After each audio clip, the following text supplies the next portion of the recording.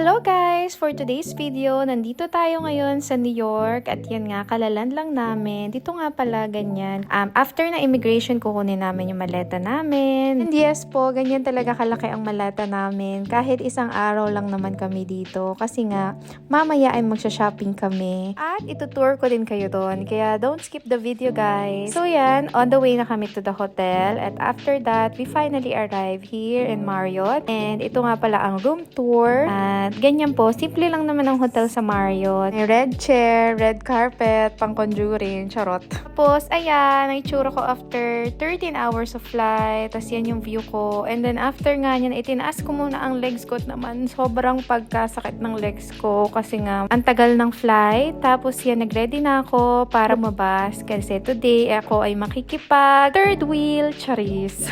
Pero kasi may nag-aya sa akin, nakaho ko rin para lumabas at pumunta sa downtown. Pero pumunta muna kami sa Walmart at sa Costco. Kaya itutour ko muna kayo dito sa Costco. Ngayon nga, normally, ganyan nga yung buhay namin. After ng flight, talagang pumupunta na agad kami sa Costco. Ganyan nga pala yung itsura niya o hagikik pa ako dyan. Tapos kasi dito, mga bultuhan. Yan nga palang kasama ko. Hi, Madam Shinshin. Nga, dito kasi mga wholesale. Para siyang SNR ng Pinas. Kailangan, para ka makapasok dito, kailangan mo din nga ng membership card. Dito nga din pala ako bumibili yan, yung mga vitamins ng mga nanay at tatay ko, ng relatives ko, kung may mga sale. Kasi nga, maganda yung quality. Tapos, minsan kasi nakapromo sila, tas malakihan na talaga siya. So, dito rin pala ako ay tirador ng mga free taste. Ayan, at ano ba to? Ito ay brownies yung pinamimigay niya. Dito marami ding free taste. Parang SNR lang talaga, ganun. Ako nga minsan sa layover, hindi ako makapunta dito kasi wala akong Costco card,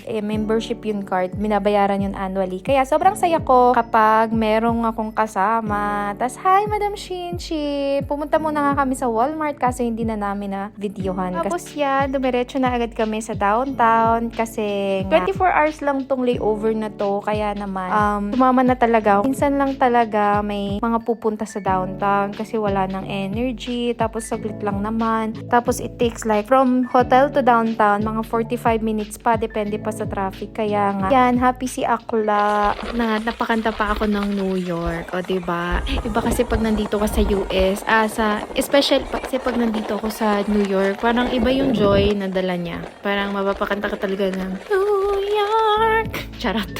So, iba talaga yung joy pag nakapunta ka sa New York. Kasi nga, parang dream come true. Talaga naman.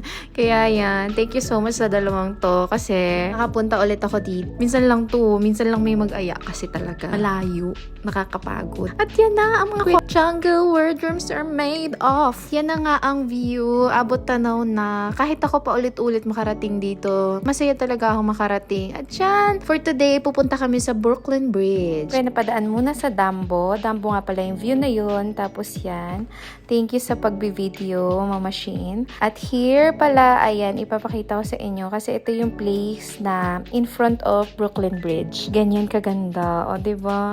Tapos may music. Charot. Tapos yan, that time, hindi pa siya masyadong malamig kasi it was on November at late ko na talaga siya na-upload. Yan. Ang happy ko na naman talaga kasi nga nakarating ako dito ng gabi. Kasi last time, umaga ako nakarating dito at nakapag-picture. Pero really hope next time, makapunta na ako doon mismo sa pinakang bridge kasi pwede kang doon magpunta at mag-picture. Ang isa sa pinaka-iconic place dito sa New York at makikita mo siya sa lahat ng Hollywood, almost lahat ng Hollywood movies. At diba, yan yung taas niya. And here, pumunta kami sa Little Italy. And dito naman kami nag-dinner sa Buena Notte, dito sa Little Italy. Kung napanood niyo yung El Padrino, ano siya, ito yung place na yun, na makikita niyo yung setting nito na luma pa. Try niyo po watch yun, one of the classic. At yan nga, ayan, kaya kaming dalawa, diba? Tapos umorder ako ng Aperol Spritz, kasama sila. Tapos yan, picture-picture. And here, kumain na kami. Tapos yan, kwentuhan lang about life, about work, about everything. Tapos after a while, ayan, at umuwi, at after a while ay umuwi na din kami. Ang sarap nga pala ng pasta na yun dyan. At here po ang itsura ng Little Italy sa New York. Ayan, yan ang itutur ko sa inyo. Marami din pumupunta dito sa lugar na to kasi sikat din siya ditong place. At syempre, pag crave ka na Italian food dito sa US, sa New York, pwede ka dito pumunta. At yan, nakapag-takeaway pa nga ako ng pizza. At syempre, nag-gelato pa kami kahit medyo pa winter na that time. At yan yung itsura. After nun, umuwi na din kami. Yan, kinabukasan naman, pagkagising ko, ganyan ng ikat ng araw. Tapos yan, nag-breakfast na ako and may bacon. Yan nga pala ang mga breakfast. Every hotel nga pala ay may pa-buffet ang breakfast namin. Kaya yan, busog ka talaga before flight. Lahat pwede mong kainin. Dito pala sa New York, pwede ka magawa ng sarili mong waffle. Diba? Ang cute. Ganyan, lagyan mo ng kung anong gusto mo. Tapos yun yung typical life namin kapag US. Kasi 24 hours lang to. At saglit lang talaga siya. So, yan lang po. Sana nag-enjoy kayo dito sa vlog na to. Sa susunod po ulit. Kita-kits. God bless. Thank you for watching.